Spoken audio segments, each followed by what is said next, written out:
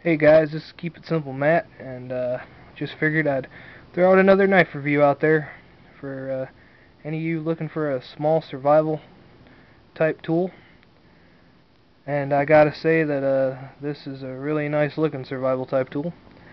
And this is the Cutlery DPX Gear Hostile Environment Survival Knife, or Survival Tool.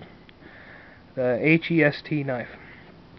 I gotta say right now, as you're looking at it, I gotta say, man, this thing she's pretty. And comes razor sharp from the factory. And I mean, I'm proof of that. I took it out and, shaved hair right off my arm. I mean, no effort at all. This thing was sharp. Has a pry bar right here. And also has a wire breaker right there.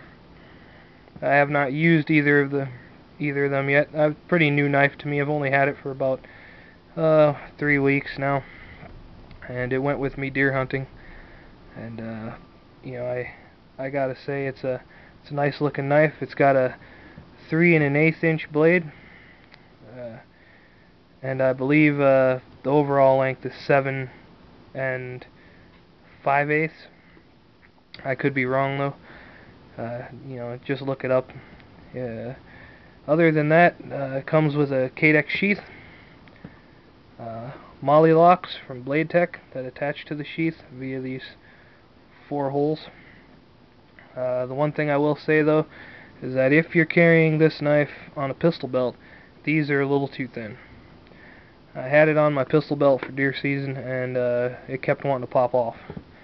But they'd stay on as long as you were cautious about them and you checked them before you put your stuff on. I mean, they'll work for you, but I'd suggest paracording it to the belt. That's what I did after I had the problems with that when I got home, and I used this paracord lock and just attached it through ran the paracord through these holes and went to the bottom of it, and that seemed to be a really good attachment point. Just this is all the stuff that comes with it. This is your hardware to attach these to your sheath. I want you to be careful, because if you over tighten these screws to the base here, that it'll squeeze down on your blade and you won't be able to get it out. I learned that the hard way when I first put those together. Yeah, it was basically non-existent getting that blade out. So other than that, it's made of 1095 steel. Not sure if I covered that. So it's a good work steel. It's gonna hold up pretty good in the cold, and very, very stout knife. If you look at that, it's probably just under a 1/4 inch thick.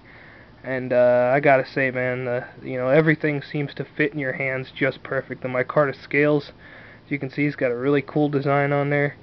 It's got Robert Young Pelton's initials right there, the guy who designed the knife.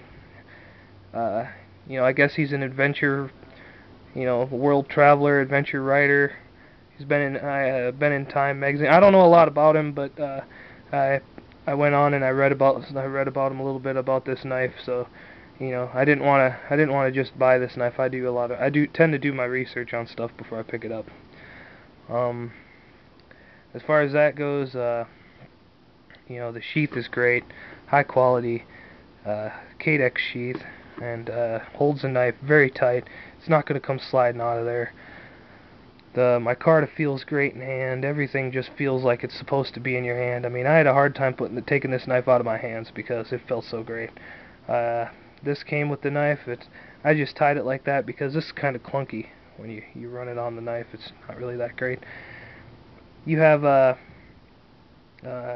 couple tie downs here, so you can attach this thing to a wooden pole for extra reach if you gotta use it for defensive, or you can maybe even, I don't know, fishing purposes. But I probably wouldn't, because you'd be smashing your blade up in the water, on rocks and stuff, and not that good idea if it's your only blade and you're in a survival situation. So other thing out there is well, I guess with that, on the other hand, with that attaching it to a staff, to a stick or pole, it'd be better off for a standoff weapon, as I said, for defense against a predator animal or whatever trying to get after you. If this is all you got, I guess I'd want that extra reach. this is hollowed out. The handle is hollowed out all through the inside. You can put a small, very small kit in there if you want, maybe a little fishing kit or something, or a ferrocerium rod. I mean, I thought about putting a small rod in there, but see, the only thing is, out in the woods, if you're lost, and hopefully you have a multi-tool, because you can't get the screws off if you put your stuff in there. And I just think that's kind of odd. You put your stuff in there, or any survival kit, you're gonna want it and you're gonna need it at a certain point. And if you can't get the screws off, you're not getting it done. I just want to say, this knife just great idea from the get-go, and he designed it really well. It was the most expensive knife I ever bought. I paid $95 for it off of knifeworks.com. And I gotta say, I think it was worth every penny, because it is a great knife, and I think it's going to serve me well over the years on a lot of camp trips and going out to the out of doors.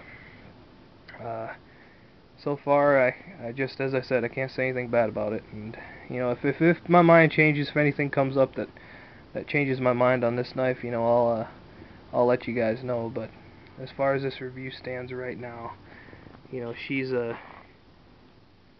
beautiful knife, and I think she's going to serve me well, and I can't wait to take her out and thump on her a bit out in the woods.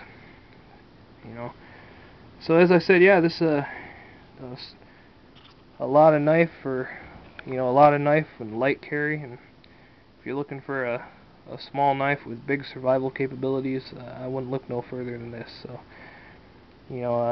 check it out, and if you like it, pick one up, because you won't regret it. Thank you guys for watching, and hope you enjoyed the video. Thank you.